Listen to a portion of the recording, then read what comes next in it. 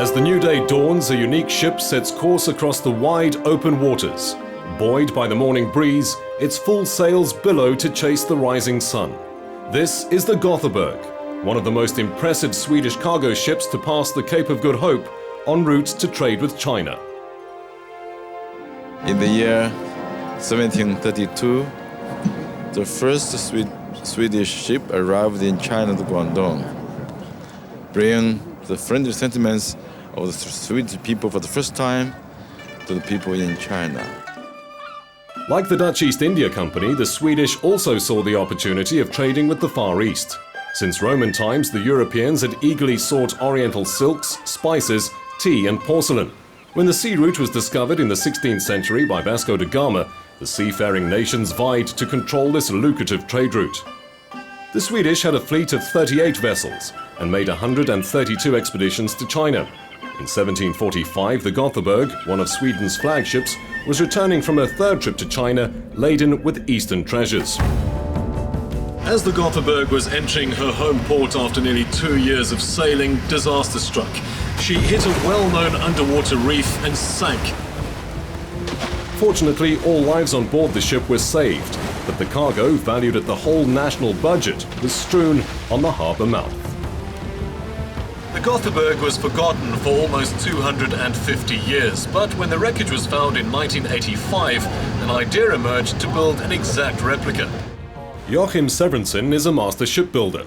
He was keen to dive the Götheborg wreck to see the wooden remains of the ship. When you are down on the bottom in this bad visibility and you are searching through the mud and you find all these personal belongings, construction timbers of the wood, pieces from the cargo and everything like that. It's very easy to start thinking, wonder how it was to sail a ship on those days. Quietly making it through the mists of time into Cape Town harbour recently was the new Götheborg, the largest and most majestic wooden sailing ship in the ocean today. It's the culmination of Joachim's 20-year dream. The idea with the ship is to sail with it to China and back again, and to be able to sail with it in a way that they did in the 18th century. And to do that, you have to use the same shape of a ship, the same material, but still you have to fulfill all the modern rules for modern shipping.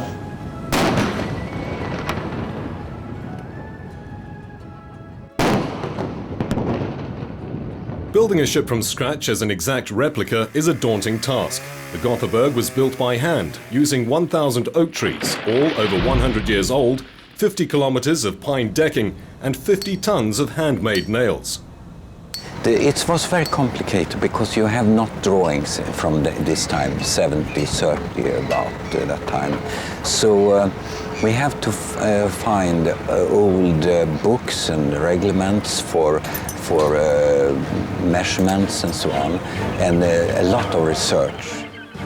According to Bjorn Älhander, the Götheborg RIGMASTER, in the 18th century it took just 1.5 years to make a ship of this size. But because many of these skills have been lost with time, it took 8 years just to get the hull launched.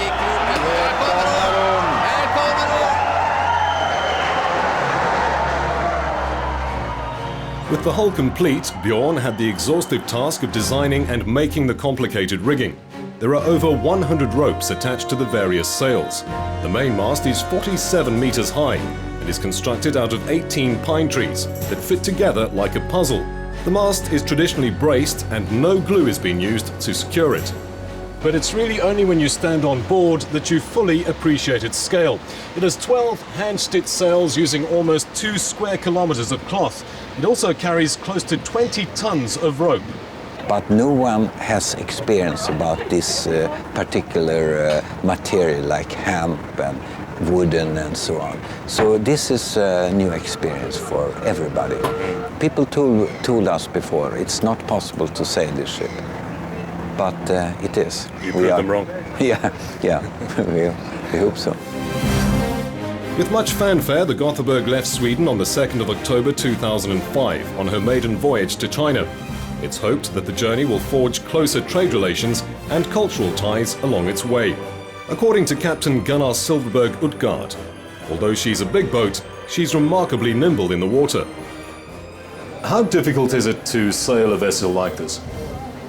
I wouldn't know. I only compare, my comparison to what I've sailed before, and of course it's much more difficult. Everything's more fragile. Things break here. Every other day things break, and that's a challenge. It takes a lot of people to sail this ship. There are 80 crew members on board. 50 of those are cadets, including 4 South Africans.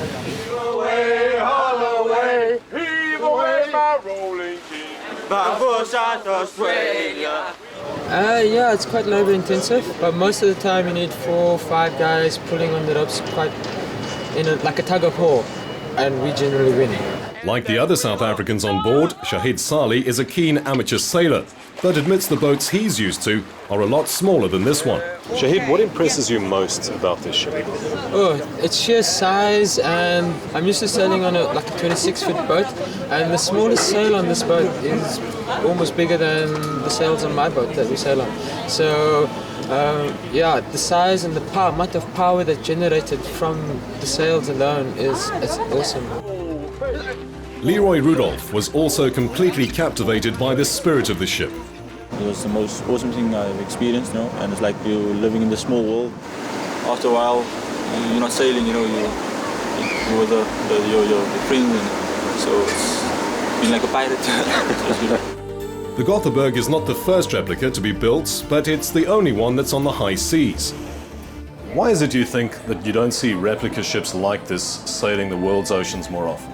They built a lot of replicas around. The Dutch built a couple of really good ones, but they haven't complied with the international rules for safety and the regulations. They're floating okay, it looks good. They're not allowed to take them out of the port. This modern equipment sort of ruins the old equipment, and they don't play very well together. And it also makes a building like this also very expensive. Although the modcons have been cleverly disguised, no money has been spared on equipping the ship with GPRS, generators, radar and 2 Volvo engines. Annica Magnusson believes that the cultural and economic impact of this voyage is priceless. I think the turnover of this project, creating this ship, is around 300 million rand. That is a lot of money. It is a lot of money, but although it's a lot of material that you can't find today or isn't easy to find, so you have to pay a lot more for it today than what you did during the 18th century. What was also different in the 18th century was women weren't allowed on the boats. Before Mariti Yippers started sailing, she was a cleaner on the Shorshelose, South Africa's entrant in the America's Cup yacht race. Never thought that the sailing is for women also. I thought it's for the men. The Shorshelose arranged for Mariti to have sailing lessons, and she's so enthusiastic about sailing now that she wants to join the Navy. I like to be on the sea because I grew up in rural areas, so where you can't find any sea. So I'm just enjoying to be at sea. But all was not plain sailing for the Götheborg. No one could predict how the ship would react in stormy weather. We weren't very sure about anything. You can only read stuff, and when reading you find out that they did have accidents. They did sink, and they had problems. One time we hit the school, everybody was called all hands on deck. Although tossed about in the storm, Marco Tobin, another South African cadet, said the captain had matters well under control. The only way you can sail this boat is with teamwork. Like one person's strength means nothing. But all was not hard work and no play. The crew not only attest to the camaraderie that was formed on the Götheborg, but also the unique experience of sailing on this grand dame of the oceans. I spent 20 years with the history of this ship. So, I mean, it's like a family member. You get a little tear in your eye every time you see him in this port. So I got a very strong feeling for this ship. Understandably, she had the same effect on the thousands of people who came to see her arrival at the V&A waterfront recently. Yeah, there's a boat.